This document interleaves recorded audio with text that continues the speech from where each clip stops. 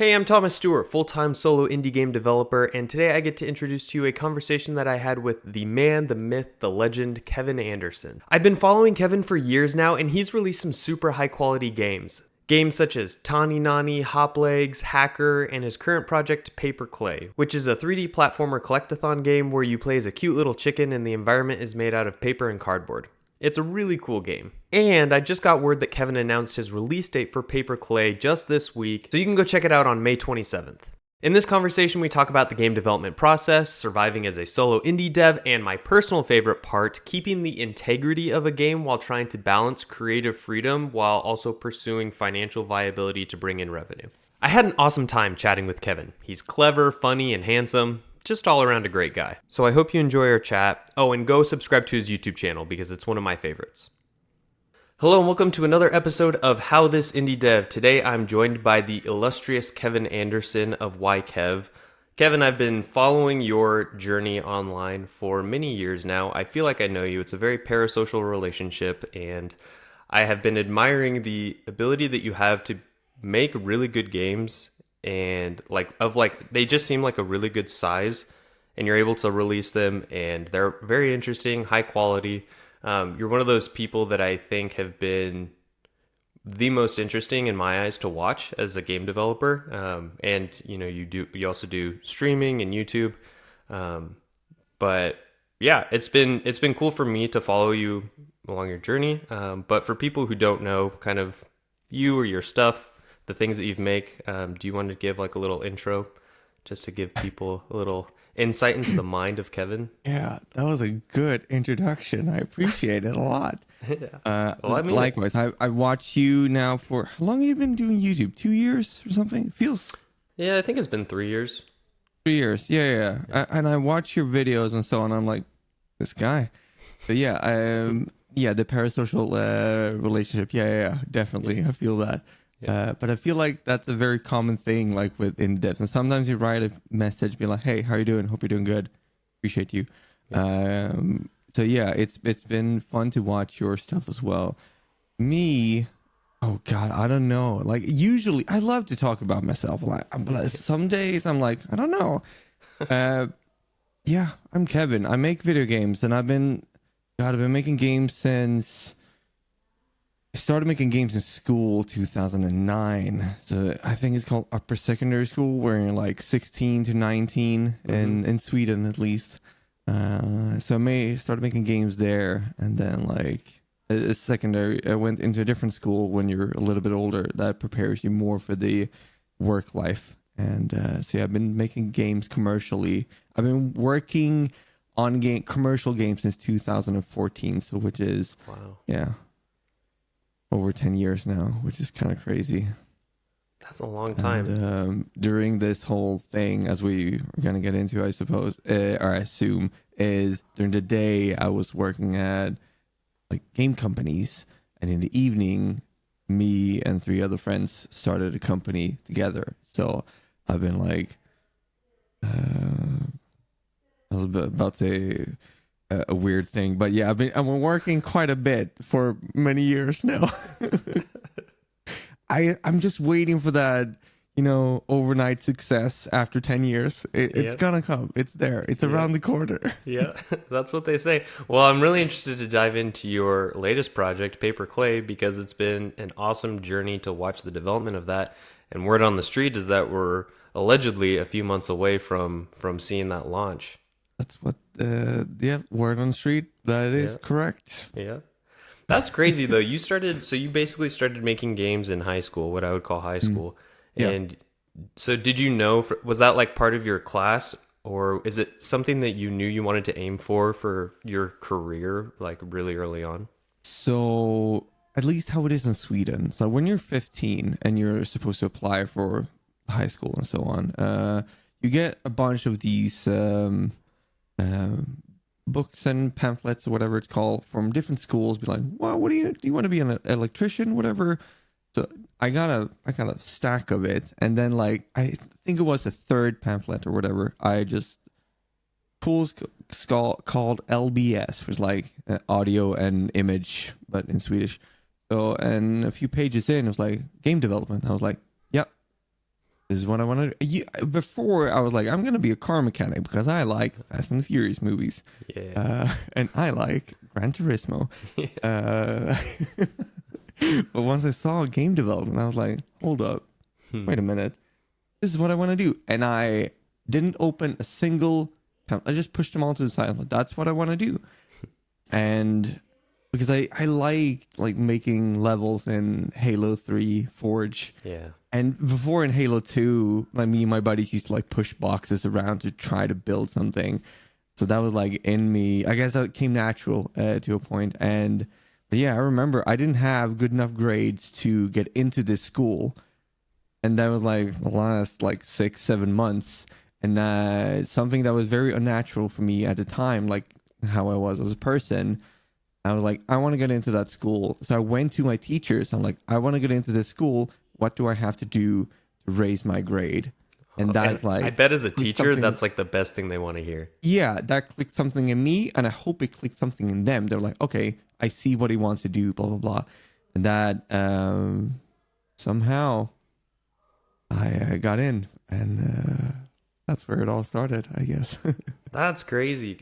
So when you started making games professionally, you mostly did level design. Is that right? Yeah. During Is the that school, the first 3 years, Okay. like I went, it was either art or programming. So I went art, and I didn't know what level design was for the first 3 years. Honestly, that school was only 3 years, so we made a few games, blah blah blah, school classes, and yeah, it was a game development school. So we had normal like math, English, Swedish, whatever. And then we had different game development classes. And during those 3 years, the main thing I did, even though I like dabbled in certain different areas, main thing was level design. And the last project I did, like in the end, nobody, they're like, oh, game development isn't for me. And so they were like not fully focused. I was like, I'm all in. So in the end, I made small games on my own. I made like a Super Meat Boy clone, call it Boxman Adventures. I want to believe that every indie developer or every developer has in some, like in the past 10 years, you've made a Super Meat Boy clone, like in some fashion. Yeah. So that's what I did. My last project. I made my own game, tiny game, and then I got into. I was this sort of like award ceremony where, like the teams that were like 5, 8, 3 people applied their game, and my teacher was like, "You should send in that game." So I was the only one that went up on stage, and I'm like, and they're like, "Where's your team?" I'm like, "It's me. I'm the team." So I got in third place, and then a teacher from the school that I later went to, he talked to me. He was like, "You did this all on your own?" I'm like, "Yeah." He's like, "Pretty good. You should apply to level design." I'm like, "What is level design?" And then I had like, sorry that I went on a different tangent. Then I had like 3 days to apply, like make a portfolio and apply for the school that everybody else had. I want to preface this that I'm not saying that I am better than any other that applied to the school, but they had like 4 months to prepare. I had 3 days, and my girlfriend at the time and me, we were celebrating 1 year anniversary that weekend. I was like, "Hey, funny story. I need to work."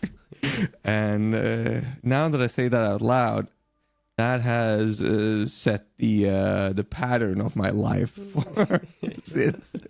Like, hey, I need to work. Yeah. But yeah, so that is how I got introduced to the concept of level design after 3 years of doing it, which is kind of insane. Dang, that's crazy. So I have seen that pattern manifest in some of the things that you've said online, where you are like you're figuring out, not in a bad way, but just like how to capitalize on your time with what you have to try and accomplish the things that you want, and that's like sometimes that manifests as self-imposed crunch, or like trying to fit in, because it's hard, right? Like trying to do game development and like trying to finish things that you want, but also still have like a social life. Yeah, definitely. Yeah. And like, a life in general. I'm not saying that Yeah. a life. Look, wait. Yeah. You can still have a life and make video games, and making games is also a life. I'm not saying that those are two Yeah. different things, but variation is good, you know? Yeah, yeah, totally. It's nice to get outside every once in a while. Oh, yeah. Yeah. That's I what heard I it's good. is yeah, word on the street is that nature is good for the soul. Yeah. But I appreciate that you, like, as you have been making devlogs on YouTube, you know, you put in some really cool B-roll of like hikes that you're doing and trips that you're taking. And Yeah. I'm like, beautiful. There is, I think it's like two videos where I live in the woods. Like PaperKlay, we're not going to get too deep, I think, but PaperKlay has been the timeline from the start and now close to the end. Dude, life within that time frame is, I don't think I've ever been going through so many things in life that I have in these past 3 years and 2 months now. Whatever. It's 3 years. It's interesting, memorable, good and bad. Yeah. Shaped me as a person. Yeah. Yeah. I mean, that's the some good stuff and some difficult stuff. Oh yeah, And you've which been I it's normal. yeah. Yeah. But what I think is unique though also is that you have been kind of not like super open, but you have been public about some of this stuff that you've been going through, you know, things Yeah. like moving into a new house and like breakups and stuff Yeah. that like is hard to is that something that comes naturally to you to kind of Fair. talk about some of the things that are happening away from your Um desk? yeah, to an extent, yeah. Like I know that if I'm at an event or a party, I try to be the humble diva. Like I Yeah. like the attention, but I know that hey, I'm not gonna take the spotlight from everybody. But I like to dance around and joke and make people feel good. Yeah. And I do like to share, like in some way. I'm not saying okay, it's gonna sound weird, but like in some way we're storytellers. Like we tell stories, and sadly sometimes they are very, very like personal.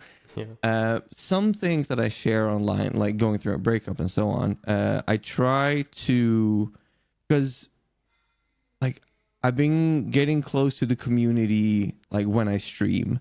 That is I feel like that is the place where I get the most connection with my community. Sadly, I've been busy, haven't streamed in a while. Miss you guys. But so I feel like while I don't want to share too much, like I don't want to share the small ups and downs. For example, like today, this evening, not the best day, but it's like, hey, it's normal, it happens, but I don't post online be like, oh, I'm having a bad day today, because I don't, if it's only like the big things, I'm not posting them to get sympathy in a way, but it's more like, yeah, this thing happened, it's sad, or I wait a little bit and be like, hey, this thing has happened, I'm over it, or I've passed it, whatever. But yeah, I don't know, it's weird to think about, like because like I try to keep like my, what do you say, like game related social media mostly for the game. Like that's why people follow me, and some dumb jokes here and there, like my personality. But it's like I posted a handful of like gym related stuff. I don't think I posted like in my private or personal like Instagram and so on. I have like these small recordings of my trips to like the top of the mountain in Sweden, or like going over to Norway. Like I don't post those on like game related things. I like those videos, but they're not that audience. I'm trying to, it's a balance, and we're human. Sometimes you're like, well, I do like the attention. Like it happens. So yeah, I try to keep it to games, but some highlights, big events is a better word for it. I think are worth sharing, because, as you said, I'm quite open about it. Like, I think the second day I posted about PaperKlay. Like the first day I made a chicken Second day, I streamed while I animated it, and then I posted it. So day 2, I posted an animation, and that did some numbers in my scale. If that makes sense. I love that you framed it in the way of like being a storyteller, because that is like why people want to follow you online, right? It's like people are excited about the games that you're working about, but they're kind of like very curious about the man behind the mask, as it is. Yeah. And they're like, what does it look like for a game developer to come up with an idea, work on it primarily as an individual, and then like create it from the ground up, but also how does he like work through stuff in his life? How does he balance work and life and all of that stuff? And I think that it contributes to giving like a holistic picture of like the story that's going on in this phase of your life too. Yeah, no, it's one more thing about the storyteller is like I don't want to make it sound like I'm trying to shape the reality of like to do a specific angle, not intentionally at least. I'm trying to keep it as, how do you say, honest. It's not like I'm making things up, but it's like, okay, this thing happened, let's from this perspective talk about this situation and so on. Because I had a friend, or still have a friend. I have more than one, but like in this case scenario, one guy, he was you like, probably have one friend. Well, a handful. I was at this event and we talked, and he was like, I love your devlogs. You seem so passionate. I'm like, seem? He's like, I want to believe you. I'm like, I am. Like, I wouldn't work on a game if I'm not passionate about it. Because I had a car game before that I loved, but then eventually I was like, I'm not feeling it. And then right after PaperKlay came, and I was like, well, let's go with this game instead. So I think honestly, and I've joked about this a few times, is like I'll stop when it's boring. And I've mentioned this before as like a handful of times that now at the end of PaperKlay, I like when you start to fully sit down and like details of the story and so on, and characters and personalities, that is like and framing in cutscenes and like angles and all those things, that has awoken something inside of me. I'm like, okay, this is interesting. Like yesterday while I was working, and I was like, I need a break, and I felt inspired because I had this scenario in my head, not for a game that I'm making, but I was like, okay, what if this part of my life, I want to tell this story, I want to get this down somehow, but it's not my life. I am in this post-apocalyptic world. So I just wrote a one-pager of like a, I don't know, 90-second cutscene, whatever. And I was like, good, got it out of my system. So there's something new that has evolved. Like I want to, I don't know, stories, adventures, more than before. And like if we look at my previous games that I worked on, like within YKev, my company is like Tiny Nani, Hop Legs, and Hacker. Those are like great games, but they're gameplay. PaperKlay also gameplay, but they were like, I got an opportunity to add a layer of story to it, to a game, which is exciting for me.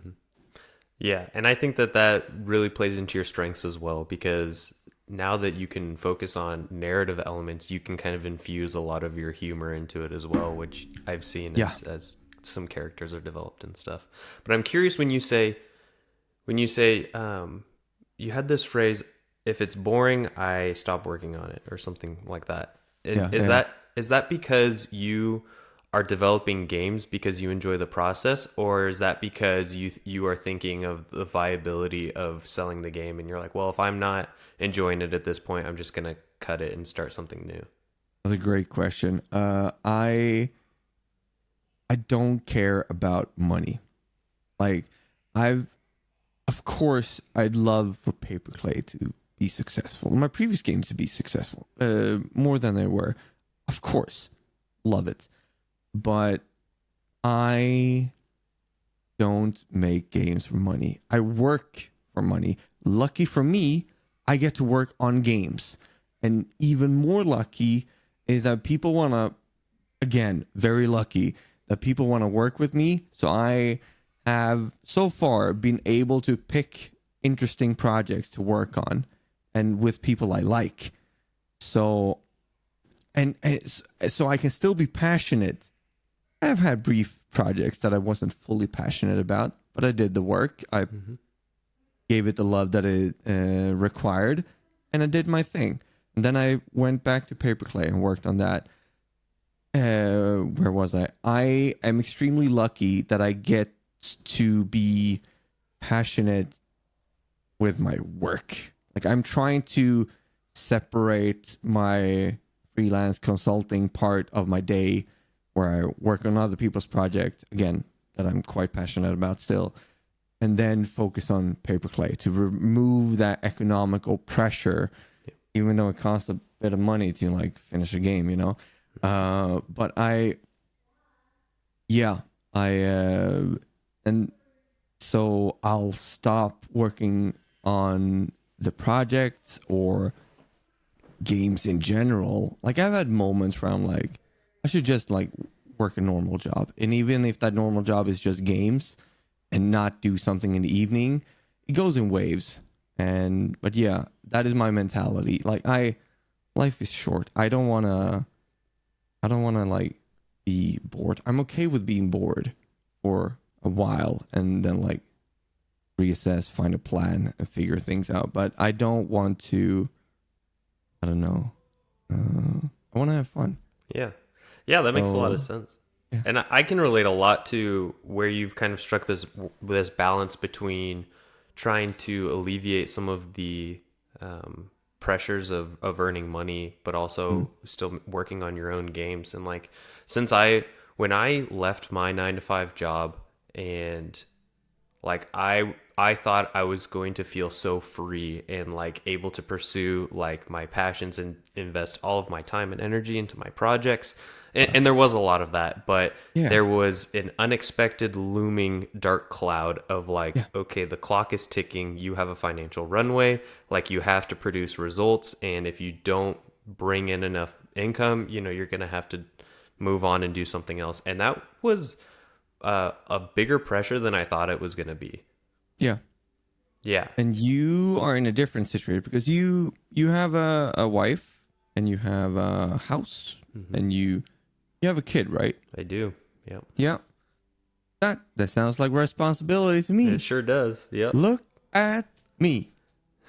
That's my bed. I have 2 posters of Ghibli movies. I don't have any responsibility at all, and I feel the pressure. So, sorry, the pressure, not depression. Well, moments, it comes and goes, but like, so yeah, like, to anybody out there, don't quit your day job. Like, we've done it, yes. Yes. Look at us. Yeah, look at us. This is not what you want to be aiming for. You don't want to be here. Yeah. I've actually heard so many people say, though, like, people that I respect, it seems to be a common theme of people that I respect. They're like, don't do what I did. And I'm like, if I'm being honest, everybody that I respect is saying that. Yeah. I've burned through my savings twice in my career.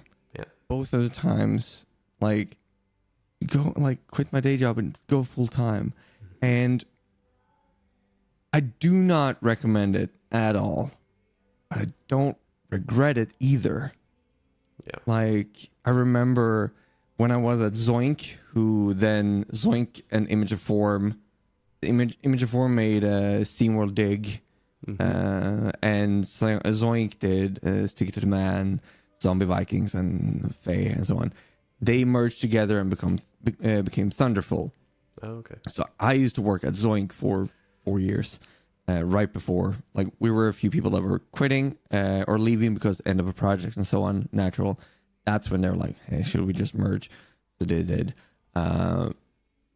So we left Zoink, me and a buddy, to do a company that we founded and made like a 2D pixel Metrovania. We made a first game, so we quit our day job to to port that to the Switch. The game's called Alva's Awakening, and then we were working on a sequel. And like that rush, like I've never bought an expensive thing, like not a car, not a house. I don't gamble, but I can imagine that I got a glimpse of that rush of like, I don't have an income.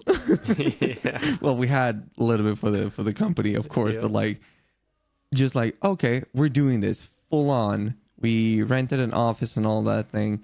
That rush, and it shaped me as a person, of course, but it's never something you can recommend to anybody else. Yeah. Like it's crazy. Yeah. But like, okay, you should not do it, but if you do it until a certain amount of money so you have like a runway. I've been in scenarios where it was tight. It was like $130 left. And I was like, we're good. Money comes in soon. It came in like a few days later, but like I was like, this was close. Yeah. Really close. So yeah, it's today it's a good story, but like back then it was like, yeah, it's sweating. Yeah. Yeah. I think that there's a lot of wisdom in that. And I've also found that I have seen how you are juggling contract work and developing your own projects. I've had seasons of that where I've picked up contract work since I've left my day job and just also working on games, which is awesome. Getting to work on them to get paid and then working on my own and kind of absorbing the risk of that development. But I do think that that is a much more sustainable and achievable path for a lot of people. Yes. It's less sexy for sure. Yeah, of course. But it is like it works. And I also, I don't know if you're this way, but for me, I feel like I'm able to produce better work and let the creative juices flow when I'm not just worried about, okay, how much money am I going to make off of this game? Yeah, and there's also, I don't know, like the contracts that I've got have been very flexible. Yeah. So it's been like, if I'm like, I'm not feeling it, I can take 1 or 2 hours break. I can go for a walk. I can go to the gym in the middle of the day. I can be like, let's just make something, a nice dinner, and then I'll make something, have a break, whatever. I've been very lucky that I can like move my hours around, and then it's like, because I can to an extent force creativity and just sit down at work, of course, but it gets better results if you can be more flexible. And based on the life situation that you're in, you can be like, well, I can work in the evening, I can work early in the morning. Like it varies. And yeah, and then there are certain projects you can be on where you get like rev share or royalties. You don't get that at a day job, like normally. So that can also be a nice thing and motivating thing to be like, okay, I've finished my job there, but I still get some small money here and there. Totally. Yeah, I want to ask about that because I know that you worked on Go Mecha Ball, and that game was phenomenal. I loved playing that game. And so what were you doing? What was your position on that? I was a level designer. Nice. I think that was the first level design gig I got. Like the first level design work I honestly did in a few years. Like I did it early for like a little bit over a year when I first started my career. Then I became a producer. And then in the evenings, like the company that we founded, I was a programmer. So I didn't do much level design. Then on my own project, sure, I did level design. But like that was the first time in many years that I got paid to just do level design. And that was so much fun. Because like that game was like 3 years of work. I came in last year to work and like just like flesh out everything in terms of level design. The tools were amazing, so inspiring, and the team was amazing. It was fun, really, really fun and creative. And so, yeah, I was just like level design, just trying out dumb ideas. That is the best. Like that's the thing that I absolutely love, and I've tried to do with PaperKlay as well. Is like you try to build this what's it called, sandbox with toys, and you're like, oh, these two toys, are they fun together? Yes, and then you put them over there. But if I take that one and these, how are they? That is the best as a level designer. So yeah, love it.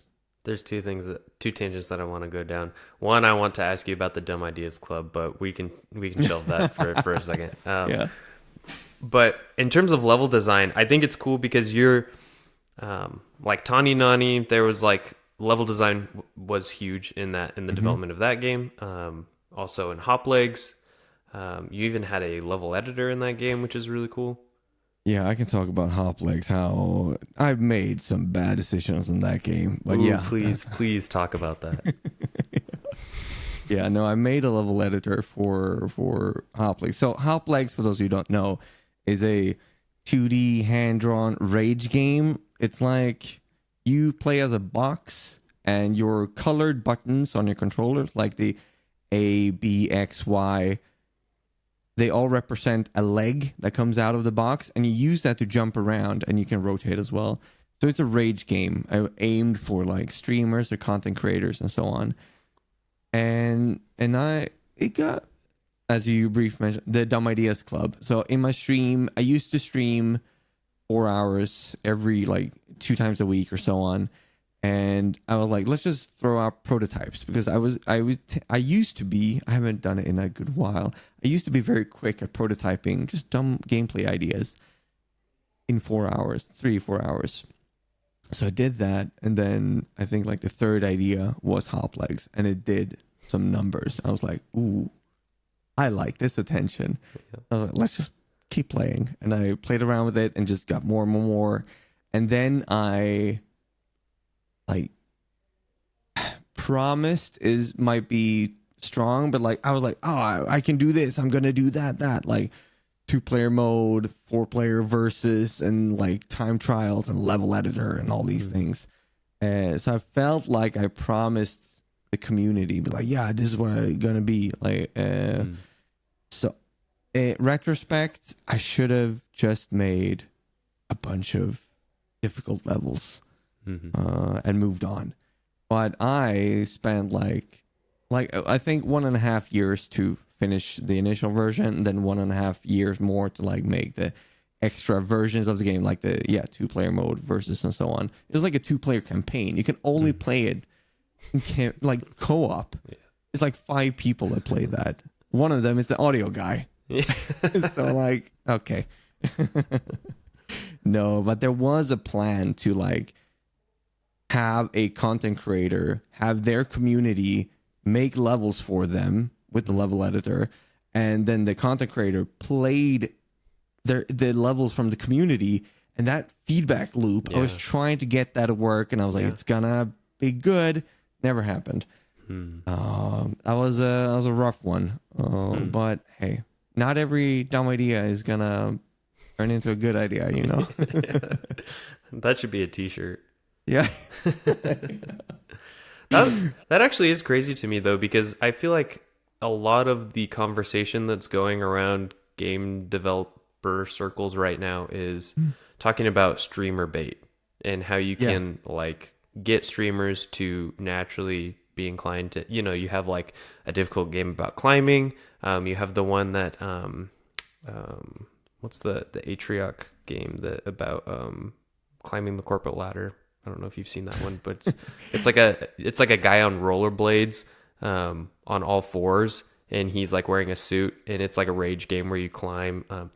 Anyway, rage games. It seems like that. It seems like in theory, it should definitely attract that audience, and especially with having a level editor that the community can be involved with. Like, why do you think that didn't get picked up as much as you would honestly think? At the time there was somebody in the industry that had worked on many very popular games. We talked a little bit, and he was like, your game is ugly. I was like, first of all, I hear you. Second, that hurts. So I think the visuals didn't draw enough people in. Because to me, love the music and like I still listen to it, jam to it. And I think the idea is good. And there were moments like I was collaborating with certain streamers. They weren't too big, like they're less than 100 viewers, but like we were like friendly over the months and years and so on. And so I was like, am I allowed to like try to use your clips to go viral and like obviously use your name and so on? They're like, yeah, go for it, try. So I was trying, and then I don't know, I think luck, like it doesn't, because like I'm what you said about like people trying to bait streamers and so on, I'm tired of it. Like with all respect, everybody can do it if they want to. I'm at where I'm at right now. I'm tired of it. I just want to make a good game and try to market it as best as I can, and then just like move on. But when I say move on in terms of PaperKlay, I love PaperKlay and what I'm doing with it. Probably if I have the energy, I will bounce back.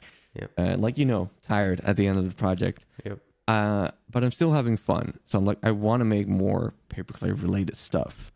So yeah, I'm probably not going to try to bait streamers by making super fast rage games. But I'm not going to lie. Like when you spend like years on it definitely will sound like jealousy, but I want it to sound more like I'm somewhat impressed. Because like when you spend years on like making games and you're figuring out like the passion of the game and like what it is and so on, and then you see what's that game chained together. Oh yeah. And you're like, or like only up. Yeah. I'm not 100% sure, but I think only up is using like some assets from the asset store and just like, and you're like, I heard they got in trouble for that. I can't tell you how many times I've thought about, I want to start a secret company. Don't mention publicly that I'm with it, and just like pump out these dumb ideas. Yeah. Again, with all respect, but I was like, I don't know. And I think those thoughts and like trying to, I don't know, play the game of like finding streamers and like, I'm tired. I just want to make I want to work on freelance gig, help other projects, have fun with that, and then I want to do my games. And if my game, in this case PaperKlay, resonates with anybody, good. I'm happy with that. I'm trying to relieve myself from that stress. Yeah. I think that's very respectable because you really just get to the essence of the craft and you're trying to focus on quality. And I think that is something that the game industry could use a lot more of. Do you think that platforms like Steam give the appropriate amount of visibility to good quality games? Do you think that there are any good games on Steam that get buried because they aren't like playing the game like they should, so to speak? I'm not sure if I can only speak from the perspective of somebody that hasn't made a hit game on Steam yet. But from what I can see, I feel like obviously if your game is selling well, you'll be featured, of course. But I feel like you have to play the game outside of Steam for Steam to play the game with you, if that makes sense. If you're it's gonna sound about like if you're popular enough, but then again, I don't know, you still see these games like come out of nowhere and you're like, maybe it is a good game. And like you haven't seen publicly elsewhere. For example, like the Demon Tides, great game, looks fantastic. We've seen it before, love it. And then you see it on the Steam charts, you're like, there it is at the top, as it should be. Yep. Then you see like some other game that you don't fully, I don't remember it, but like there was some other game that also had like this like handcrafted real thing, but you're a miniature character, and you're like, I've never seen it before, but it's doing well in the Steam Next Fest. You're like, respect. So like I do think, I want to believe that Steam is good for you in terms of like you can get visibility, but yeah, you can also, I guess it comes down to a lot of factors. Like, is your thumbnail good enough? Is there streamers that pick it up? Is it new? Because that is something that I now, after Steam Next Fest, without going into too much details, like since I've been so public with the game, there's been a demo out since like 2 years ago, a little bit more than 2 years ago, and I've updated that demo like twice. Latest time was now before Steam Next Fest. I don't know the back end, but I am aware that a lot of those that have downloaded the demo for the past 2 years just updated it and played the demo. And I'm not sure if their update had any effect on the charts. I don't know what made you climb the chart. Was it download? Was it playtime? I'm not sure. But if it was downloads, then I should never have released a demo. I should have released the demo like on the Steam Next Fest, like Demon Tides, for example. Like, they didn't have a demo out. Yeah. They had one for the Steam Next Fest. So or Haste as well, the fast running game. All the hype was like, now is your time to try it. Yeah. So like, you live and learn, and that is what I enjoy about like my company. Like, what I do is like, I make so many mistakes, and I don't get upset. Like, I'm like, okay, next game, not gonna release a public demo for a good while. So like, it's fun because like, I feel like the more mistakes I make as me, well, okay, that felt personal, but like, you know, like the more mistakes I make, the more things I learn, and then I hopefully become more valuable for like freelance and so on, because like I went through the shit. And yeah, definitely. Yeah, I heard Chris Sikowski talk about the Next Fest recently and how the devs were amazed at their statistics around how many people downloaded their demo and wishlisted the game, and it was like really low. And so my guess is that the charts are based off of just wish lists, but I don't know for sure. But it could be. Do you said you don't have access to the back end data. Do you have a publisher for PaperKlay? Well, no, I have access to the back end data, but I don't have access to like the algorithm. Oh, like the behind the scenes. That's what stuff. I meant. Yeah. Okay. No, I don't have a publisher. Okay, cool. So you're a publisher hater. Topic for sure. It's been weird because like I never wanted a publisher for my previous games because I'm like, no, I'll learn, and I have previous experience from like when I was a producer and so when we made Alva's Awakening, like we self-published and all. So I'm aware of all the steps you need to do. So like, but the interesting thing is like from PaperKlay, like week 5 when I did the art test, that's when people were like, "Hey, what are you doing?" Yeah, and I was like, "I don't know." Like, pitch the game to us. I'm like, I don't know what I make. It's a 3D platform, but that's all I know. So that was really interesting in the start, where I was like, okay, publishers, when they look at the game, because that's all they could do, they could just look at it and be like, we can sell this. And I was like, I need to be careful with who I get in bed with. So like, but there were definitely, I stopped counting after 25, 28 publishers and investors. I was like, okay, I've got something. At a certain point, you know, like, I try to be as humble as I can, but you're allowed to have your braggadocious moments, like when you're in the shower trying to like box the mirror. I don't know if everybody does that. It could just be me. But like, you can have your braggadocious moments. And there were moments where I'm like, will the big five reach out? Like, you had these, and a few of them did. And I was like, and I talked with some of them. But like, there were moments where I'm like, I don't need a publisher. I don't want a publisher. I'm scared of publishers. You hear horror stories and you live them sometimes, and you get burned. You're like, I don't know. So it's definitely been interesting to navigate this, because this is the first project where I'm getting so much attention. It's like, I'm pretty now. It's like I like, you come back after summer break and you're like, You had a glow up. yeah, yes, that's what I feel. I'm like, okay, I know now. I know what this feels like. Will this ever come again? Hope so, but probably not. That's funny. That So was, what was that internal or external conversations with publishers like? What were you looking for to tip the scales to where you would have liked a deal? Was it primarily like creative freedom, or like a certain dollar amount, or different capabilities that they would help you with, or like what did that look like for you?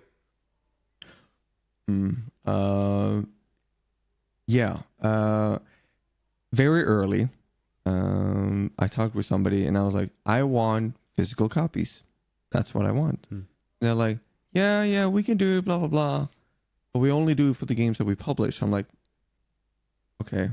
But then I was like, this doesn't feel right. I'm not interested. I'm sorry. I know that what I want is what you can offer if I go with you, but I'm not interested in that. And then they were like, well, if we just reach out when you want to release the game, we can still make physical copies. I'm like, oh, interesting. You're trying to play the game.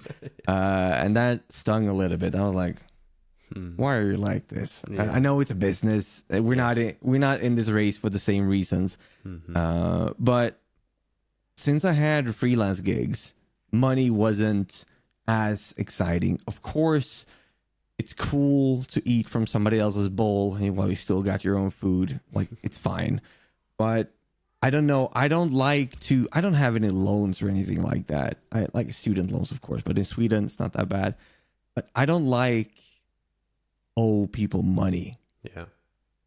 So I don't like to, I like to work with people, but I don't like to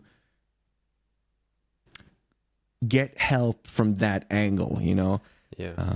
And then I was like, oh yeah, but I want the reach that they've got and so on. And then I was like trying to evaluate and be like, okay, if I want their reach and like the communities that they can like have and so on, and then I give away X amount of percentage from the sales, and then the game doesn't do well, and then I want to push the game more, keep talking about it, they are not going to talk about it because it doesn't sell. Right. And then you're like, okay, I'm just like giving them money for the effort that I'm putting into.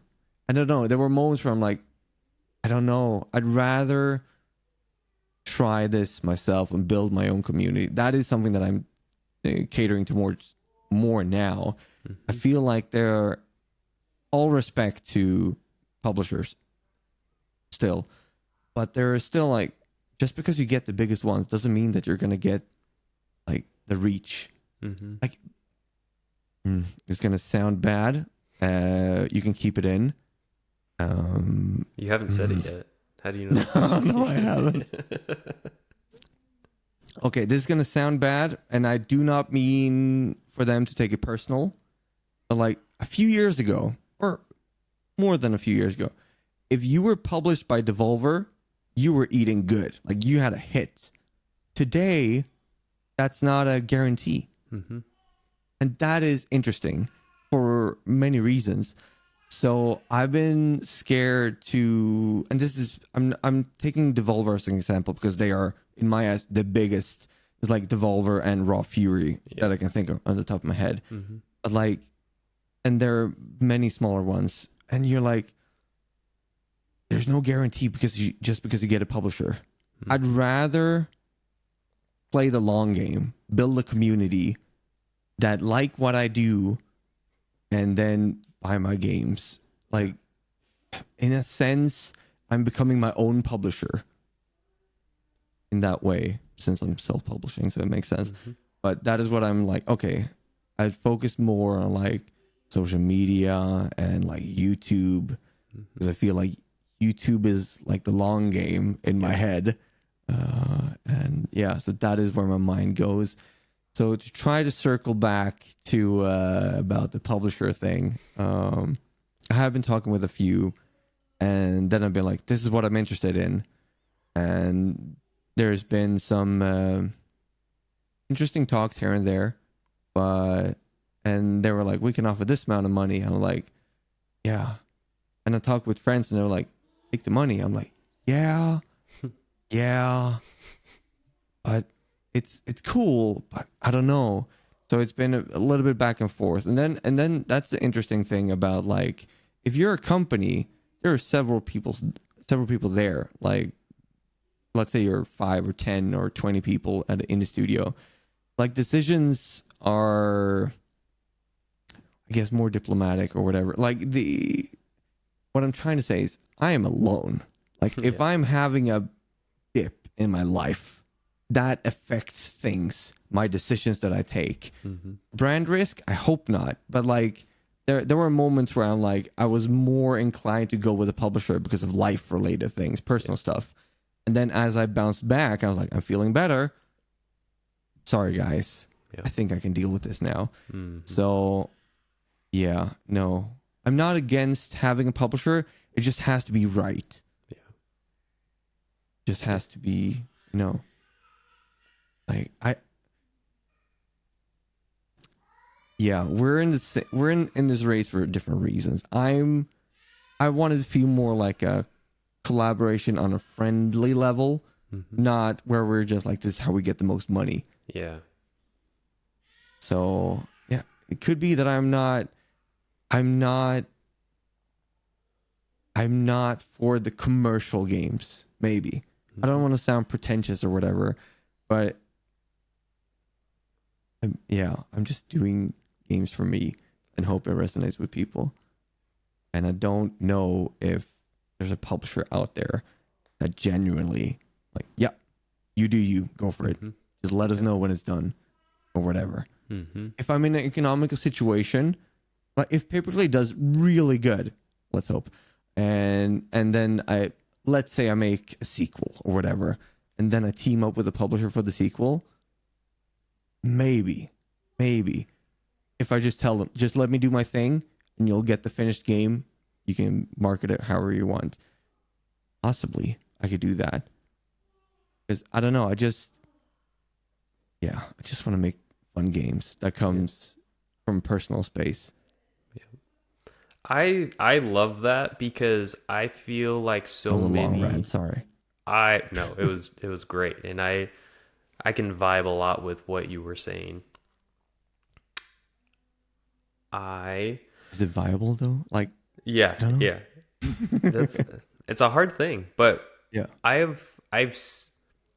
In my experience, it seems like there are a lot of people that get into game development, and especially like solo indie development, with sort of a true, pure motivation to make good games, and then they kind of get sucked away into the profit margins, and sometimes that's just because they have to focus on it, because it's like a survival thing. Yeah. But I do think that it's commendable that you are fighting to keep the purest game developer alive. Let's just hope it turns into a good game in the end, because otherwise I'm gonna look really stupid. Yeah.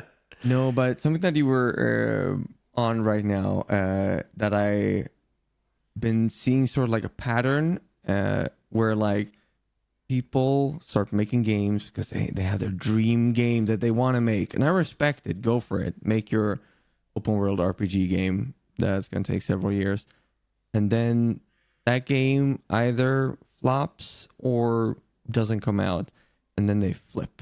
They're like, I'm gonna do a rage game and get streamers. Yeah. And if that works, great. But I feel like that is a pattern that I see. They work on their big game, doesn't do well, reality hits, and they're like, let's just make games that get, like, with the intention of like, okay, virality or like so on. I think that's a really good point. And I think that probably the best is a mix between the two, having a practical realization that marketing does have to occur, but you still the main focus, it's like you can only polish a turd so much, but if you actually I know. I want to talk about you building community, because you were doing that. I mean, before I started my YouTube channel, I think I was watching your Twitch streams, and now you have your own YouTube channel, and it's severely underrated in my opinion. I think that Thank you. You took a bit of a hiatus between uploads, but in my opinion, you should have far more subscribers than you currently have. You're like currently around like the 7,000 or 8,000 mark. I think so. Yeah, I think I've reached 7,000 with the latest. Those always do well. Like, I worked on my game for 3 years. Yeah. The 1, 2, and 3 year videos, I know they're gonna be big, because like those are the ones I click on when I scroll. Yep. So yeah, no. But thank you for saying that, for watching my stuff and so on. Building communities. Like, I don't have a plan. I'm just me. Good. Bad and good. And for better or worse is what it's called. I don't know. Part of me thought about after PaperKlay is like, should I just focus more on like splitting, doing a little bit of game dev and also a little bit more of community building to like get more subscribers and so on. Or sounds bad to say get subscribers, but like growing the community, growing the fan base. But yeah, it's because there are different types of YouTubers and so on building communities. Some of them are more tutorials and make smaller games, and then I feel like there are those who make like bigger games and like sometimes post things. Both work and both are respectable, but it's like, I don't know. I don't just do things that feels natural to me. Yeah. I wish I had like a better like work ethic when it comes to posting on social media. I do it very much on Twitter and Blue Sky because that's quick and easy. I've found ways that are fairly quick on TikTok, but it's still like an hour of work. Yeah. Posting on Twitter is like 5 minutes. Yeah. 5 minutes and get that much attention, dude, that's scary. Yeah. YouTube, 3 days. How long does it take you to make a video for you? Oh, I probably range between like 15 to 45 minutes per video. I'm just sorry, kidding. What? Yeah, I'm just kidding. I was like, stop. No, it takes me a long time. It's a huge time suck, and I think that most of the time it's not really worth it. How are you dealing with when a video flops? You're like, this is a solid video, and then it's like, why did nobody see it? Yeah, I've actually found that the videos that I put the most effort into are the ones that have the least amount of views, which is kind of a bummer. But I found that the videos where I just turn on my camera and I just talk about something game development related, those are the ones that pull in more views, and the ones where I go and film a bunch of B-roll on my hike and I talk about Love that, by the way. Yeah, thank you. Yeah. Or like my other video where I celebrated reaching 10,000 subscribers and like how that whole process went, that was a video for me. And I knew that it wouldn't appeal to a bunch of people when they were scrolling. The way that I do it is I try and mix what I want to do. Yeah. So I know I have the people pleasing videos, and then I have videos that I'm proud of. And then there's also your creative outlet and so on. Yeah, totally. Sure. I don't know. It's I remember there was one video I talked about like sustaining indie, and I was like, it's gonna be good. Yeah. And I think it's one of my lowest videos. I was like, what happened? Really? Yeah. I even did a thumbnail that was Yeah. decent. Yep. Clearly not good enough. And I was like, Game Maker's Toolkit, I'm coming for you. Yeah, totally. I think it's hard not to be bitter because You're allowed to be. yeah, But it's like, obviously, I'm not saying that any of us did it, but like, don't take it out on anybody else. It's okay, totally okay to feel the way you feel. But then it's like, yeah, life goes on. yep, It's okay. yep, That's a weird thing. Not a weird, it's a good thing, but it's an interesting thing to realize. Like now, I am like 31. So I've come to a point in life, I've gone through X amount of things in scenarios in life where you're thinking, life goes on. It's okay. I'll be okay. And it's going to be fine. yep, So like whenever you get like one of these like knockbacks or you trip over things and you're like, it's fine. It's going to be okay. So it doesn't hurt as much when a video doesn't perform well. yeah, But the rush you get, like the first 24 hours, you're like, you got a good one. yep. Undeniable. I want to hear your thoughts about resilience and Okay, facing. Google that word. Oh yeah, just be sorry. Like just being like Yeah. strong in the face of failure. Yeah. And because I have a theory, and the more people that I have conversations like this with, the more I'm realizing that the people that are able to do the hard things to keep like pursuing their dreams or like working hard hours, like there's a common theme of exercise and athletics and going to the gym. and I think that I'd like to hear your opinion on that as well, because that seems like it could be true for you too. Yeah. Ever since I was a teenager, it's been going in phases because like life goes up and down, but I've been working out on and off for many years here and there. And there's been moments where I've been quite fit. You're like, I like this. And then you get comfortable and then you focus on other things and then you realize that, oh, life happens. But for the past, I don't know, 2 years maybe, a little bit over 2 years, almost 2.5, I've been like working out consistently, and parts of those 2.5 years have been like eating fairly well. And last, I guess, 8-9 months, I've been like cutting out like candy and so on. Sure, you have your moments where you one day here and there you eat, but like focusing on balance.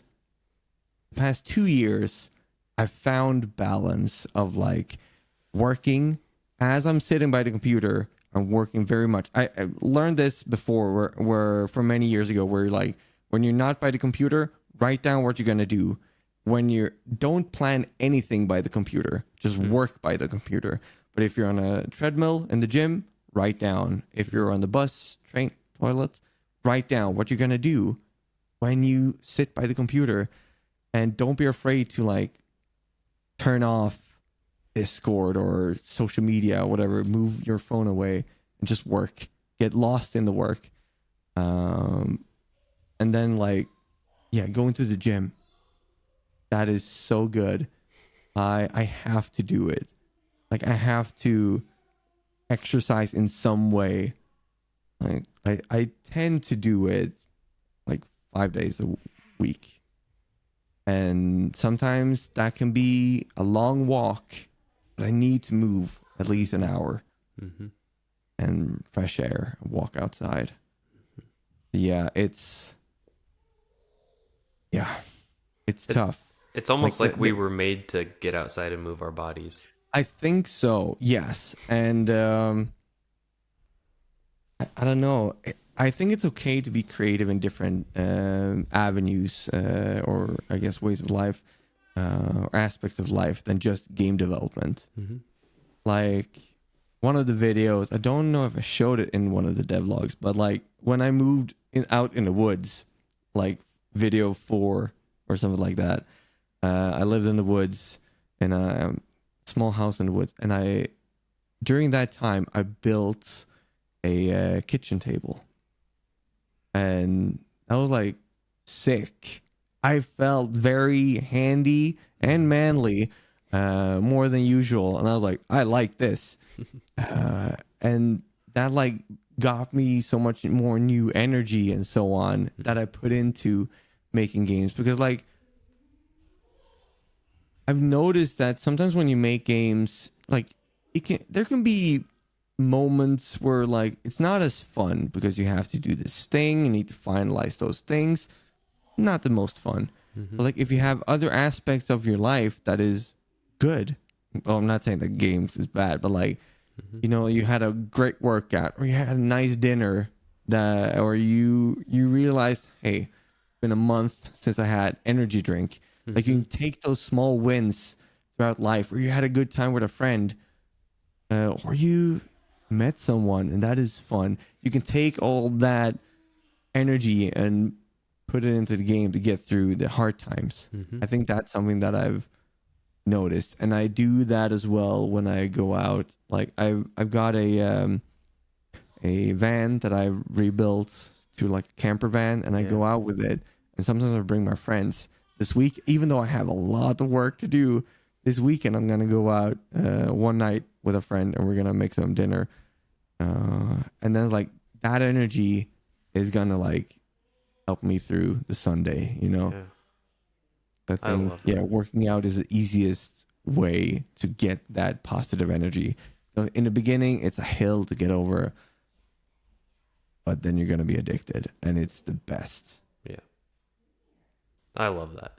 I'm also I've never been in a camper van before. I love camping, but in a couple weeks here, I'm gonna go to Iceland, and I'm renting a Sprinter van, and we're gonna travel around, and I'm actually gonna make a cool video about it related to game development. So yeah, I'm very excited for that.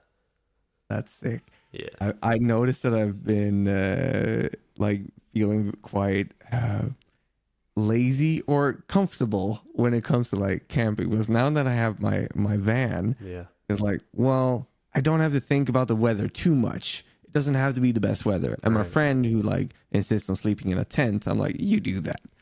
And then when we get home, he has to like dry his tent and everything, and I'm like, don't need to think about that. Just put it in park.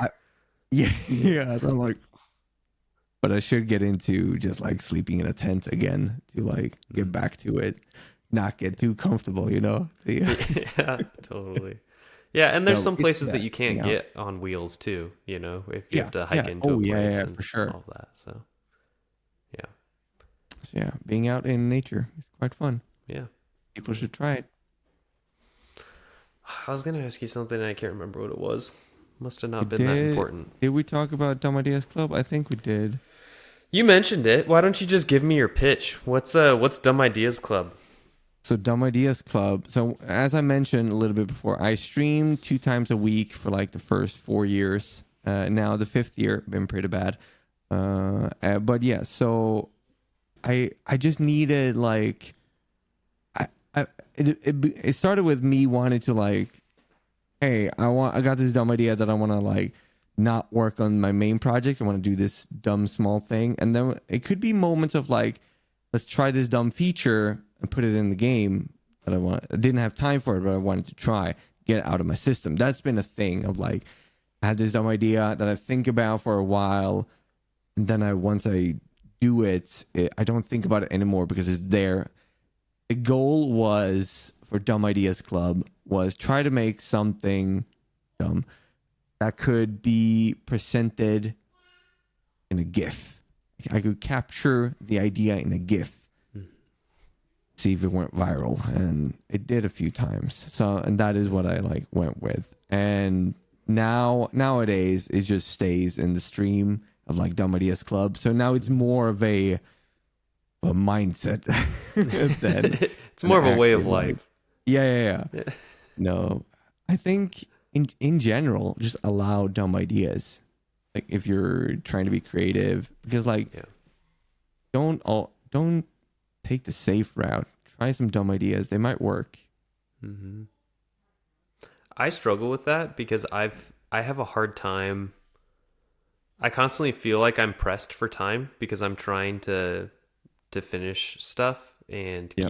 keep projects moving, and I have a really hard time um like spending too much time on like a brainstorming period, or especially throwing away work. Like if I work Yeah. on something and I don't intend to use it, that's really, really difficult for me. And I know that that is a blocker to the creative process, and I need to learn how to integrate that into my daily work. But yeah, it's a difficult one for me. Yeah. It goes in waves. There's been parts of PaperKlay that I've thrown away. Lucky I scaled down the game very early. Like I think in the end, it's still I don't want PaperKlay to be the longest game. Now it is finished, super close. It's like 5 hours if you want to play through it for most players. But then I've seen like people like that play the demo. They took like 1.5 hours, 1 hour 20 minutes to finish the demo, and I was like, okay, a lot of people finish the demo, finish the first world in like an hour 20 minutes. I'm like, okay, those players that take the longer, obviously it's going to be longer than 5 hours, Mm-hmm. but yeah, no, it's kind of crazy if you like. I'm okay with throwing away work because since doing freelance work, and so getting money from a different path or direction, since I'm trying to remove the economical pressure from my own games, the focus there is just to make a good game and release it. Yeah. Because I can understand the layer of like I'm throwing away work that could have been good enough in certain like aspects of the game, you know. Mm-hmm. It's scary, but I get it. Yeah. Yeah, and it's something that I need to grow into and kind of get over myself a little bit for as well. I just remembered what I wanted to ask you, and Yeah. it was, so you're approaching this launch with PaperKlay, and hopefully it will perform very well for you. It will get a good score. People will enjoy it. You will bring joy to people's lives. And I from what I've seen, I think that it will. Do you have what's the long-term plan for what you want to do with game development, like 5 or 10 years down the road? Do you feel like you've struck the balance that you are looking for in terms of creativity and career growth, or do you have a different goal that you're moving towards down the line? I wanna keep growing as a developer. I want to get better. I know already the things I want to do. I want to improve on after PaperKlay.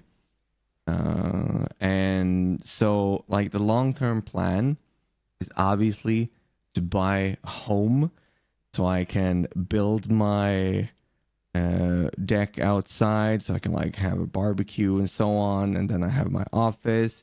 That is a long-term goal. So people need to buy PaperKlay so I can build my home and so on. No, but obviously I want to keep making games. I want to try to have like I want to get better at animating faces and so on, and take my time a little bit more to like figure the things that I've gotten very excited about at the end of PaperKlay. I want to like get better at that and see where that takes me. I have some ideas that I like to explore from a 3D platform perspective. So I'd be like, does that work? I don't know.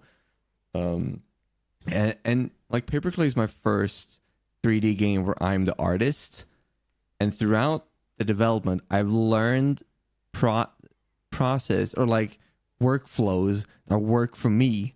Mm-hmm. So I'm excited to be like, what would be different with the knowledge that I have now after 3 years if I did it in a brand new project? Mm-hmm. Is that a new PaperKlay game or a different type of game? I don't know. But the tech things that I want to learn could be used for whatever game. And I feel like that would also strengthen me as a developer for consultant work and so on. But yeah, I'm super excited for like just seeing what happens with PaperKlay. Let's say PaperKlay performs really, really well, or let's say you win the lottery and you Yeah. just like never have to worry about money. Would you would you stick to one particular role of a game's development and kind of become less of a generalist? Maybe just focus on level design or art direction, or would do you enjoy like doing the production work and the marketing and the programming? Is there anything that you would outsource?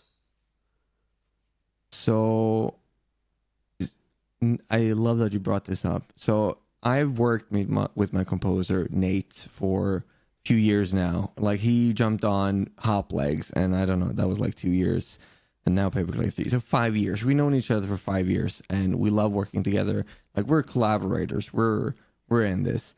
And recently, I brought on a 2D artist that like really like I threw my dumb ideas for like characters and like personality, this is the type of character it's going to be, and I'm thinking this, and they're like sure, and then you just play around with it, and I was blown away by everything. I'm like, I love you, okay. So I think let's just play with the idea that PaperKlay does really well, and I'm like, let's make a sequel. I would 100% like bring in the 2D artist like right away and be like, okay, here are ideas I want to explore, and just plan a little bit more. And I don't think I would expand the team too much, because I really enjoy this. Like we're in this small rowboat together. Would I get a social media manager? Maybe. Like I really enjoy if I had like of course there's money for it with PaperKlay to like PR company, because that is one thing that I forgot to mention about the publishers. Is like, well, part of having a publisher is nice because like, well, sending out keys around launch to social like content creators, that is boring work. It's tedious.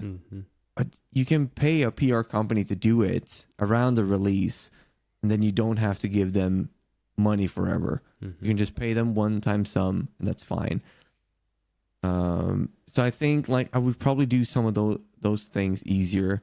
I don't know. I thought about like, should I get an editor for YouTube?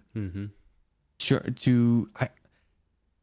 As I mentioned before, the diva in me, the humble diva that I try to be, like maybe I try to have like a video editor that could help make content for social media. But I think still I'd like to be the one communicating, because like for all these years I've been the one that's built this, and I don't mind keep doing it. I'm afraid of turning into like a moneymaker machine. So I'd still, I hope it doesn't sound bad, but I still want my composer to, well, maybe he could, I want to make sure that they obviously get a little bit more paid than normal, because if the game is doing well, but I still like them to have their own life, their own job. I don't want to be responsible for their economical stability. Like I don't mind if in this hypothetical scenario where like a sequel, I don't mind it taking time. Like that's okay. So I don't want to like grow. I don't like, people have asked me if I want to like expand the company. I'm like, no, I don't. I like this. Because like if I come to a point where I'm like, I don't want to make my own games anymore for a year or two, I just want to work on other people, I can do that. I don't have to hire a bunch of people because I want to like play around with somebody else. That sounds weird, but like you get the idea. Like the freedom that I have now is like, it's hard to walk away from. So I'd love to keep it as it is. Just pay them a lot more, you know? Yeah, totally. They're paid good now, Yeah. but like, Yeah. if there's more money, they get more money. Yeah. Would you ever consider doing like a partnership or a revenue share with somebody who could complement your skills well? Because I've thought about that a lot. Like if I could find an artist that I really vibed with, I think Mm, that I could make a lot better games and faster. And I think collaborating with somebody would be really beneficial for me. So yeah. that's something that I would look to do down the line. Is there any sort of role that you would see as like a good complement for you? Yeah, I don't think I've said this publicly, but like my composer is getting rev share from the game. Mm-hmm. Not only soundtrack, but like full game and so on. Nice. And because like we've been collaborating for many years now. Mm-hmm. So and I'm quite hesitant about where like the rev share and so on, because like you need to be good with your contracts on that one, because like Yeah. what if somebody only works with you for half a year and then they should get like and all that headache and so on. I'm like, it's okay. Yeah. I'm hesitant because I'm scared of like it. I mean, it's several years commitment. It's like, are they going to be compensated for the time during the project, Mm-hmm. or will they get money after once it's done? So yeah, I don't want to. I don't know. I'm open to it, but that's a hard hill to cross, you know. Yep. Definitely. Yeah, I think that makes a lot of sense. I think those are all the questions that I had that I wanted to ask you. Was there anything else that you wanted to talk about? PaperKlay. Yeah. Check it Yeah, out on we Steam. really haven't dove too much into That I haven't even pitched the game. Yeah, I know. I just didn't want to come across as one of those publishers where I was like, "Can you please pitch me PaperKlay?" You know what I mean? Oh, I'm bad at pitching the game. I've lost the touch. But yeah, for anybody that went through the whole video, didn't even look it up, and just listened to us, thank you. And what's wrong with you? Yeah. But PaperKlay is a 3D platformer collectathon where you run around in a world that's made of paper, cardboard. You can unfold, rotate, and what's the last word I use? Unfold, rotate, and Jesus, I forgot. The world is made out of paper cardboard. It's a charming, funny adventure, fully voice acted characters. That is also a topic. But yeah, interesting. God, yeah, Grant Kirkhope made the main theme, and the voice of Sly Cooper is the main villain. That's right. I had that in my notes, but I told you before we started recording, my notes app keeps crashing. So I keep forgetting to I've just- mention it. Like, it's cool that it's there. It hasn't really sunk into me, but like when people tell me like that's sick, I'm like, yeah, yeah, you're right. It's just it's so it. I mean, I've talked with these people. They're normal people. They just happen to be super talented, you know? yeah.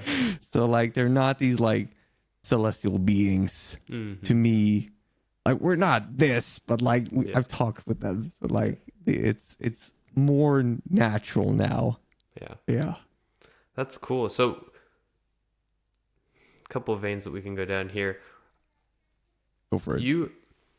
PaperKlay is like it's a massive game. It is like a big step up from other projects that you've worked on that I've seen. Yeah. It requires a lot more put into it, you know, Yes. and like voice acting for one of them, narrative design, level design, lots of technical features, Yes. like balancing and like character controller. I mean, I know you spent a lot of time on the character controller and animations and all this stuff.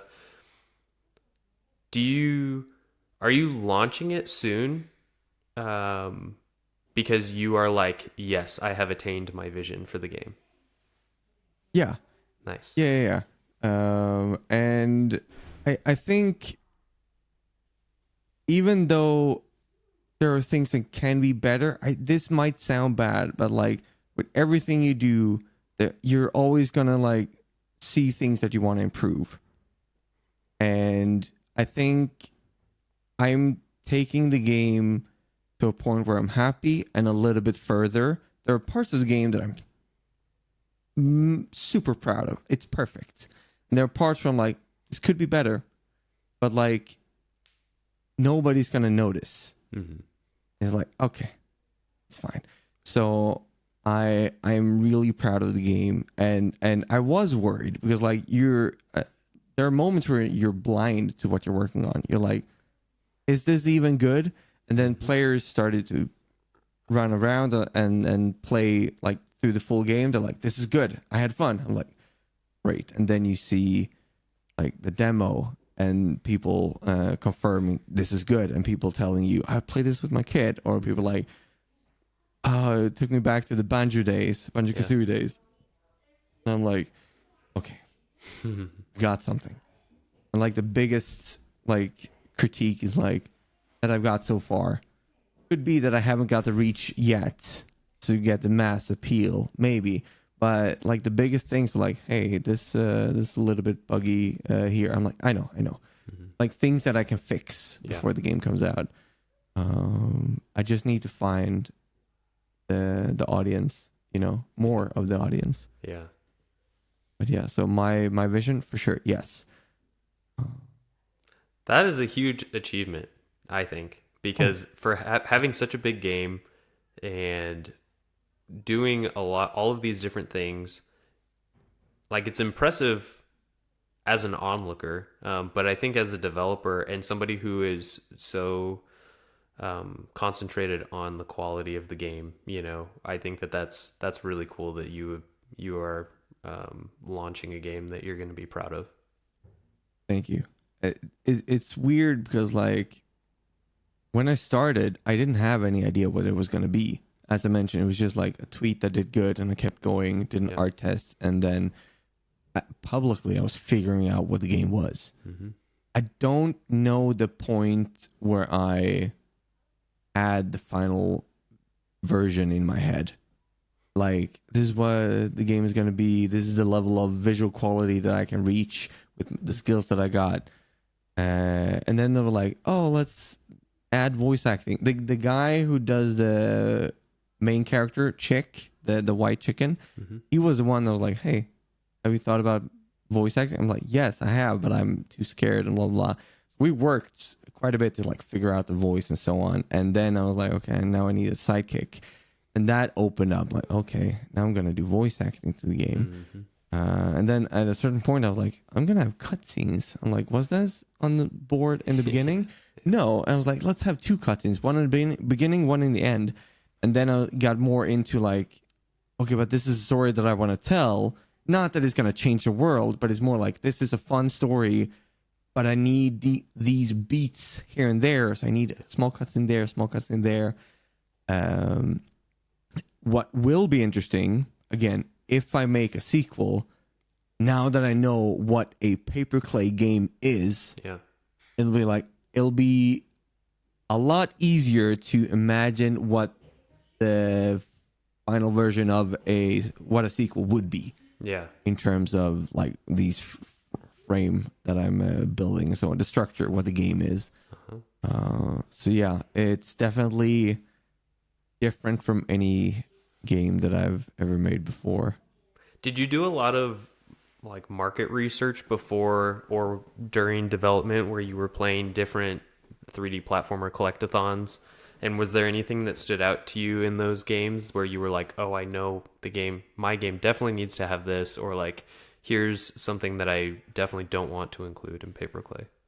Yeah, I played very many collectathons and platformers in general, different types of platformers, because I wasn't sure it was going to be a collectathon in the beginning.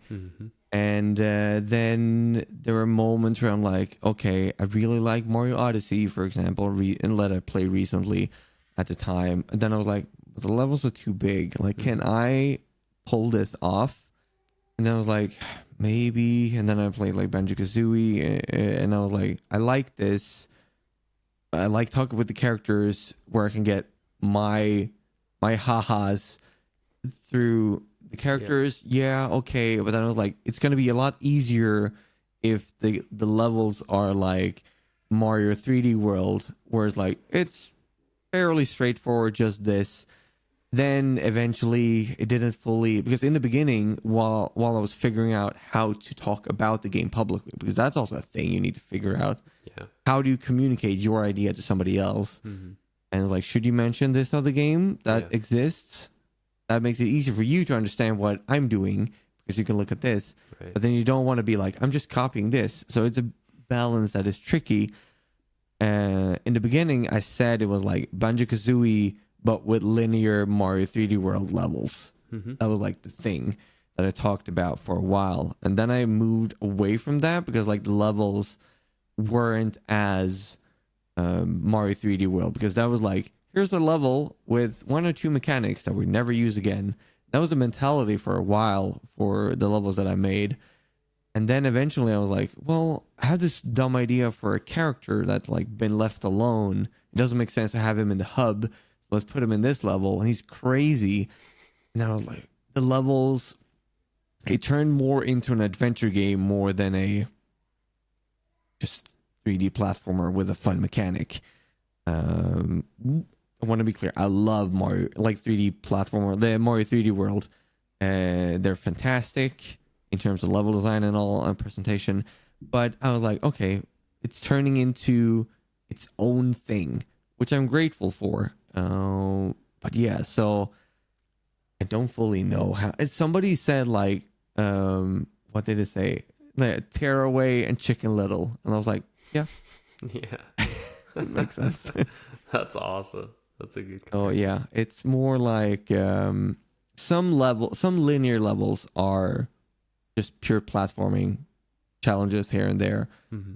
maybe a character, but then some of them are like, okay, here's a small adventure with a character, and we'll see what happens. That's very fun. And some of those is just random. Here's a bunch of characters throughout the level that like, hey, walk into my mouth. You're like, that's weird, but sure. And you can do that in a weird game like this. And that's what I like. Yeah. A little bit of unpredictability. Were you, when you were designing this game, obviously the whole time you're trying to think about the player experience and Yeah. what are players going to be thinking and feeling while they're going through this? Did you focus a lot on emotions from the player and what you're trying to, or what did that look like? Because I've heard of like emotional driven design where people are like, okay, I'm trying to evoke this sort of emotion. Is that something that you were thinking of, or is there what put me into the mindset of Kevin the designer, and how do you imagine like your ideal player and what they're experiencing while they're playing PaperKlay? And head of me, like, ah!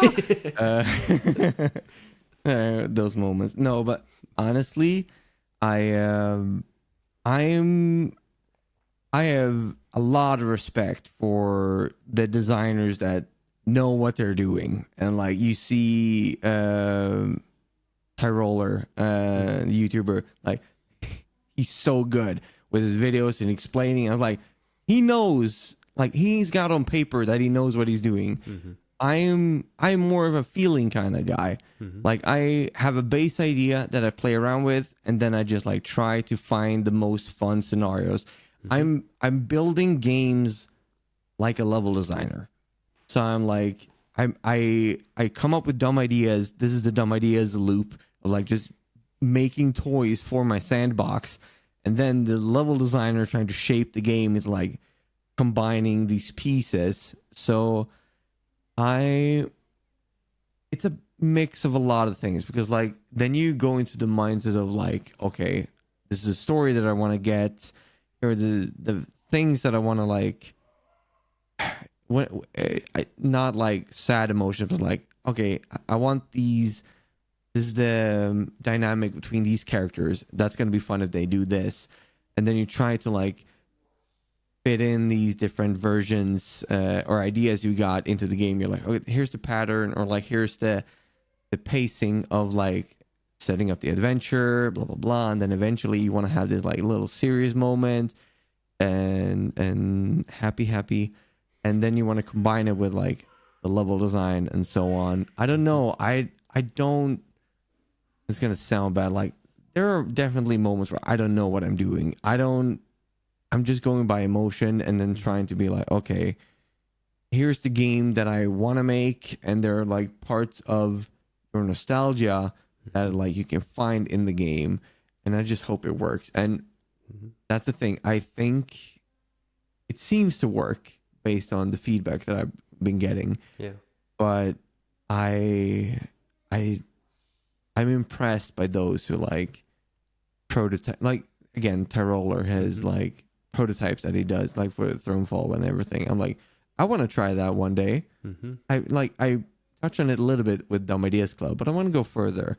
But then again, I'm like, well, I don't know. I might not be that kind of designer. Yeah, I think that there's something to be said though about designing from intuition because, well, I think Jonas Tyroller aside, because I think he's a very unique developer, but I've seen other game devs that try to articulate why a game is good or successful, and a lot of them do it retroactively, and so it's like Yeah. my theory is that developers who follow their intuition instead of trying to write out like a bulleted list about why something is good is probably going to be making a better game. Well, I hope so because like I don't have a design document for PaperKlay. There's people, the publisher's like, send us a design document. I'm like, yeah. Let's just No make problem. it. Yeah. And obviously there were moments where like I pitched the game to somebody, and I had to like make a pitch document, and in that document I just took the time to like, okay, what are the pillars of the game and the structure of like how things are working. So I made it more into I was trying to shape what game I was making into a marketing lingo or like a business lingo. And I think that also helped shape the focus points of like the design pillars of the game and so on. So I think that's how I like to do it. Like first third of the development, like the prototyping and getting the vertical slice. I feel like it needs to be, in my world, it needs to be a little bit of chaos because you go with feeling. I don't know. I can't just write down what the game is going to be and be like, yeah, let's just make that. No, it's more like, yeah, go by feeling, try things, cut some things out, might not work. And then eventually like, okay, what am I doing? Like, how do I take this into production and so on? So I kind of like the chaos a little bit. Yeah, that makes a lot of sense. Do you know who Brandon Sanderson is? He writes fantasy novels like Mistborn and The Way of Kings. So he's an author, and he has like courses that he teaches creative writing online. And I heard him talking one time. Sorry, let me back up. Go for it. I've had another theory for a long while that indie developers are very similar to authors. And I think there's a lot of overlap between those two disciplines. And so I've been trying to learn more about the craft of writing a novel because I think that there's like so much that our discipline can glean from that world. But this famous author, Brandon Sanderson, was talking about how there are two different, broadly, it's kind of a spectrum, but the two extremes of authors. There are what he calls the engineers and the gardeners. And the engineers, it all is about your process for how you put pen to paper and how you utilize an outline.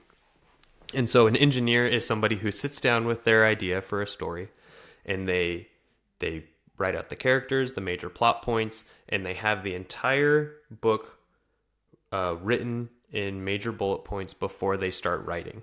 And then their job is to go through and connect all of the plot points and add in some gravy, and make it like appealing as they go. And that's like one person. And then there's like, I might be saying it wrong. I'm pretty sure he said it was a gardener, and it's somebody who just likes to go out and like throw seeds out and just kind of cultivate this story and like try and react a little bit to like the conditions of like the soil and the weather, and like just like play within like this garden planter box to see how they can make something grow. Huh. So I think from listening to you talk about your process, it seems like you are somebody who enjoys not just the chaos, but like it's interesting for you to discover what the game will be as you go, and I'm putting your words in your mouth, so you can tell me. You are right. Yeah, Like, I'm a spontaneous guy. yeah. I take things as they come. Like, there are parts of life I like to plan, and there are parts of life that I'm just, Mm-hmm. we'll see what happens. And that is definitely reflecting in my way of making games. Of course, I can, like, we have to make this kind of game. Let's do it. But that is work. In my own thing is like, I shoot from the hip. Like, we'll see where we land and figure things out. Yeah. Oh, I feel like a gardener. Yeah. Yeah. I don't know. There might be something to that. Yeah, I think so. I guess maybe the last question that I have before we wrap things up is, multiple times throughout this conversation, you've mentioned a sequel for PaperKlay. Is that something that's heavily on your radar, or is it sort of like, oh, maybe that'll happen? Or is it like, have you had to cut features in this first game that you are hoping to be able to implement in a future game? I'm going to be fully honest. My friends laugh at me, and they're like in a good way, and they're like in a supporting way. They're laughing at me in a supporting way. They were like, let's just see how PaperKlay does. I'm like, yes, but I like to have a plan. Yeah, and you're allowed to laugh. I'm in my head, I know what the story beats could be for a trilogy. So like, that's amazing. Parts of it, and like, I'm planting seeds in first game to like that could be used future. Does this mean that there will be a trilogy? No, it might only be one game. But that's for the story beats, because that is how I like to think. I like to like think big. I'm like, I don't want to be limited within like, I can only make one game. I have ideas for spin-offs and whatever, and like after the trilogy, if I'm like down 15 years, want to do more, I have ideas that could happen, but it's just because I love doing those things. I like to think about those. Like what you said about writing a book. Like 3 years ago, I started trying to make a comic, but I was like, it's gonna take too much time, so I turned it into a novel and like started writing out and figuring things out, and again like planting seeds here and there. And similar thing of like the story. When it comes to cutting things from the game, I don't think there's any feature that I've cut. Well, okay, yeah, there's one thing. I put flying in the game, and I tweeted about it, and people were like, that's cool. I've cut that like this week. Nice. Cut it because performance. So like, I don't have time to fix this. You're only doing it 90 seconds. I don't gonna spend like days of whatever. Originally the game was gonna have like 8 worlds, or 7 or 8 worlds in the game. Just because I said that number, I was like, yeah, that could be like a Halloween, blah blah blah. Yeah, that could work. And then as reality hit, I was like, that's a lot of work to be done. I like scale it down 1. It's like, okay, only 6. I was like, maybe only 5. And then I was like, you know what? We only need 4. So I've scaled down things, but those were never like, it was only an idea of what the area could be. There was no idea for like what mechanics should be there or what characters. No, I haven't cut anything in terms of that. But I do, yeah. I'm thinking about sequels, yeah, because like I've never worked on a game. Usually it's 2 years. Like I used to say 1.5 years. That is what you aim for, and you can stretch it to 2 years. Then you get bored of the game. I've now worked more than 3 years on PaperKlay.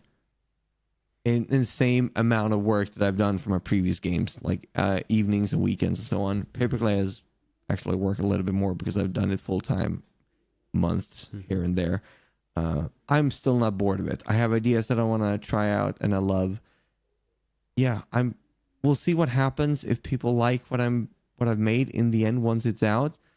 But yeah, that's what I'm daydreaming about when I go on my walks. I'm thinking what could happen in terms of areas you could visit, stories and mechanics and so on that I want to explore. That's awesome. Yeah, I wanna I'm okay if like I've been recognized in real life for my games in the past. PaperKlay have as well.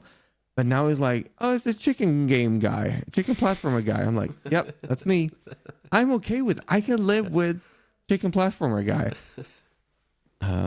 Chicken game. So yeah, I'm loving PaperKlay and all that it is. And yeah, I'll stop when I get bored of it. Yeah. That's awesome. That's exciting too. Would you ever get a PaperKlay tattoo? I've thought about it. I have one on my arm here, just like a text, and I want to get like a sleeve for. I'm feeling like my left arm is like a sleeve for like my creative work, so I want to get like still tiny hopliks and so on. Like PaperKlay is the main, but I want to wait until the game is out because I'm like, yeah, after the summer I'm probably gonna do it. Nice. Because like. The character design has changed a little bit. It's still changing a little tiny stuff. Because like the key art is like I did it the first 6 months. Like I paid someone to do it for 6 months, and now I'm like I should have changed it. Like it's too late now because the game is coming out soon. I'm like I should have. So a year after the game is out, I'll update the key art. Yeah, nice to fit, I guess, the branding long term. But yeah, so the design of the characters actually changed thanks to fan art. Oh wow, that's amazing.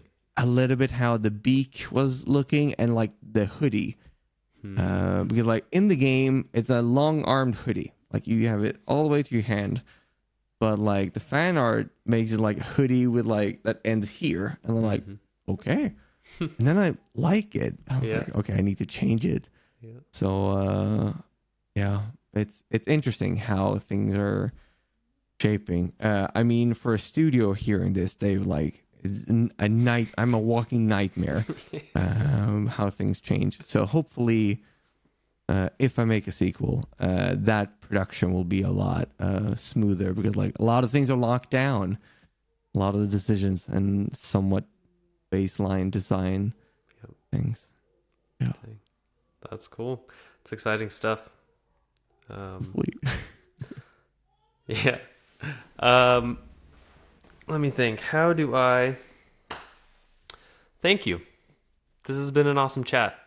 Thank you. I've really appreciated being able to pick your brain. You're somebody that I've followed for a while, and I love what you're doing. I hope you keep it up. I hope that you are able to continue to crush it and express yourself creatively in a way that people are interested in. People like me. So I will link your YouTube channel, your Twitch channel, link to PaperKlay. Is there anything else that you want to call out where people can follow what you're doing?